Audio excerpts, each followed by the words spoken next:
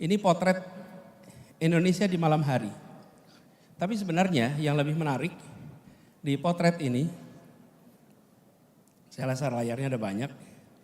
Ini adalah potret kota-kota di Indonesia. Oke.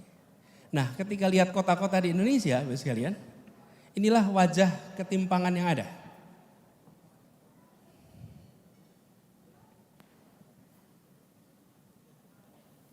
Kelihatannya ada ketimpangan juga Pak di sini Pak.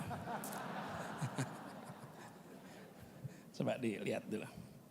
Jadi kalau Bapak Ibu perhatikan, oke, sip.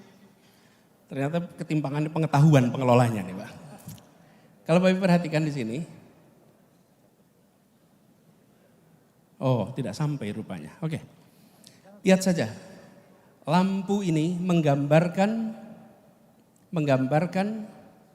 kota di Indonesia. Ketika kita lihat kota-kota ini, Bapak sekalian, di Jawa paling terang itu Jakarta, Surabaya. Begitu masuk Sumatera, titik-titik kecil. Kalimantan titik-titik kecil. Ini yang lebih ramai itu di Sarawak. Ini Malaysia. Sampai di kawasan timur gelap. Saya tidak menggunakan statistik Bapak Ibu sekalian. Gak pakai statistik nih. Tentang macam-macam. Gak usah, pakai ilustrasi ini aja. Listrik yang nyala di malam hari. Dari situ terlihat ketimpangan yang luar biasa. Coba kita lihat negara lain. Kanan bawah India. India itu kalau ditanya kompleks. Ya, jumlah penduduknya 1,3 miliar. Lebih banyak dari kita. Tapi lihat ketika di malam hari.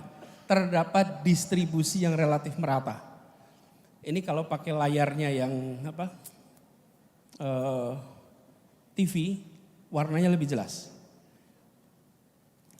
Di sini terlihat bahwa kota-kota memiliki, dalam tanda kutip, kontribusi yang relatif setara. Dari situ, lihat kemudian Korea Selatan apalagi. Seoul tentu saja paling kuat. Nah, jadi visi yang kita ingin tawarkan ke depan, kita ingin di malam hari seluruh kota di Republik Indonesia terlihat menyala terang dari udara. Itu kira-kira. Menyala terang tuh. Jadi jangan sampai kota-kota ini gelap. Kalau gelap itu perekonomiannya tuh rendah, kontribusinya rendah. Dan tentu saja PLN harus nyiapin suplainya. Barangkali pas dipotret pas biar pet juga bukan? Kan Bapak Ibu rutin mengalami masalah seperti itu. Bapak Ibu sekalian, Indonesia adalah sebuah negara yang dikenal sebagai negara agraris dan maritim. Tetapi sejak 2009 lebih banyak penduduk tinggal di kota daripada di desa. Sejak 2009. Jadi kalau sampai dengan sekarang 14 tahun kemudian proporsi penduduk tinggal di kota lebih banyak daripada di desa. Coba lihat next slide. Urbanisasi ini adalah inevitable, tidak bisa dihindari. Tetapi masalah yang ada di sebuah kota sesungguhnya adalah soal pilihan. Kita memilih membiarkan muncul masalah atau kita memilih untuk mengantisipasi masalah. Urbanisasi itu oke, baik-baik saja. Yang tidak baik itu Jakartanisasi. Ke Jakarta semua, that's not good. Tapi kalau urbanisasi, it's okay. Urbanisasi itu normal dan terjadi di seluruh dunia. Diperkirakan, tadi visinya Pak Ketua 2045, tahun 2045 itu 70% penduduk Indonesia akan tinggal di perkotaan.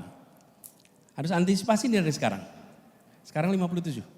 Bila kita biarkan tanpa perencanaan yang serius secara kolektif, nanti kita mengulangi masalah yang ada di Jakarta. Kemudian yang kedua, kita saksikan bahwa di perkotaan ini kontribusi dari penambahan penduduk perkotaan itu setiap 1% penambahan PDB per kapita nasional meningkatnya 1,4%.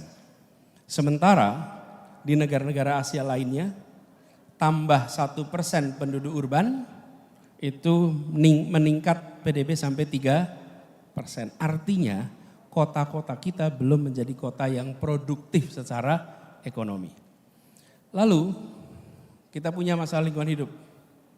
Dan dari semua kota di Indonesia, hanya 8 kota yang memiliki kualitas udara yang baik.